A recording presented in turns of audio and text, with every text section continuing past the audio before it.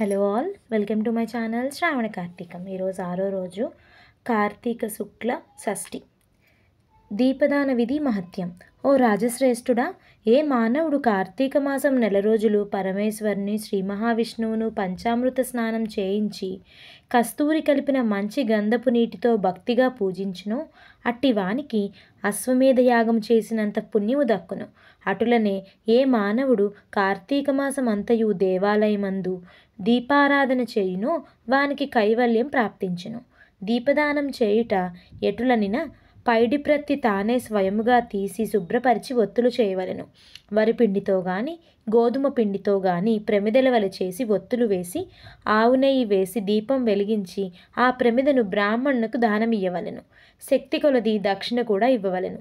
ఈ ప్రకారముగా కార్తీక మాసమందు ప్రతిదినము చేసి ఆఖరి రోజున వెండితో ప్రమిదను చేయించి బంగారు ఒత్తిని వేయించి ఆవు నెయ్యి నిండుగా పోసి వెనుక చేసిన ప్రకారముగానే గోధుమ పిండితో ప్రమిదను చేసి ఆవు నెయ్యి పోసి దీపం వెలిగించి ఈ నెల రోజులు దానం చేసిన బ్రాహ్మణునికే ఇది కూడా దానమిచ్చిన ఎడల సకల ఐశ్వర్యములు కలుగుటయే కాక మోక్ష ప్రాప్తి కలుగును. దీపదానం చేయువారు ఇట్లు వచించవలను.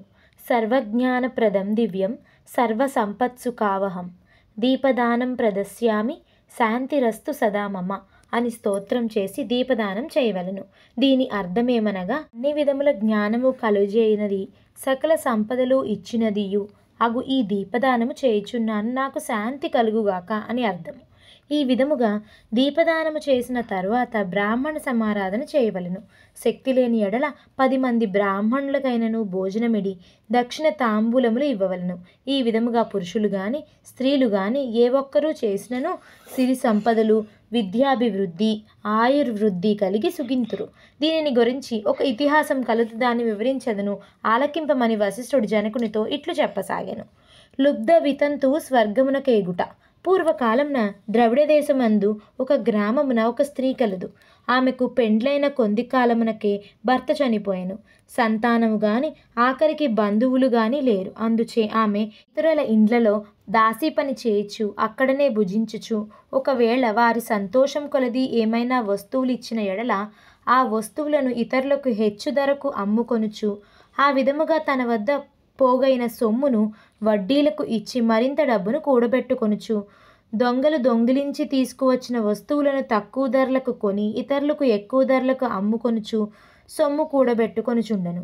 ఈ విధముగా కూడబెట్టిన ధనమును వడ్డీలకిస్తూ శ్రీమంతుల ఇండ్లల్లో దాసీ పనులు చేస్తూ తన మాటలతో వారిని మంచి చేసుకొని జీవించుచుండెను.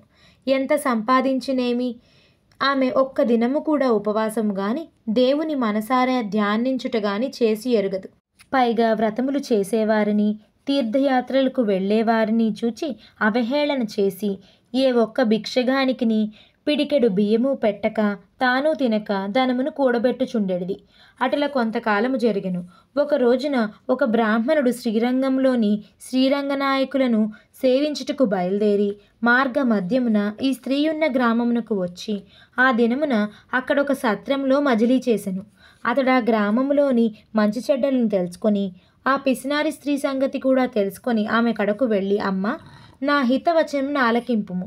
నీకు కోపం వచ్చినా సరే నేను చెప్పుచున్న మాటలను ఆలకింపుము. మన శరీరములు శాశ్వతములు కావు, నీటి బుడగల వంటివి. ఏ క్షణములో మృత్యువు మనల్ని తీసుకొని పోవునో ఎవరూ చెప్పలేరు. పంచభూతములు సప్తధాతువులతో నిర్మించబడిన ఈ శరీరంలోని ప్రాణము జీవము పోగానే మాంసము కుళ్ళి దుర్వాసన కొట్టి అసహ్యముగా తయారగును. అటువంటి ఈ శరీరాన్ని నీవు నిత్యమని భ్రమించుచున్నావు. ఇది అజ్ఞానముతో కూడిన దురాలోచన. తల్లి, నీవు బాగా ఆలోచించుకొనుము.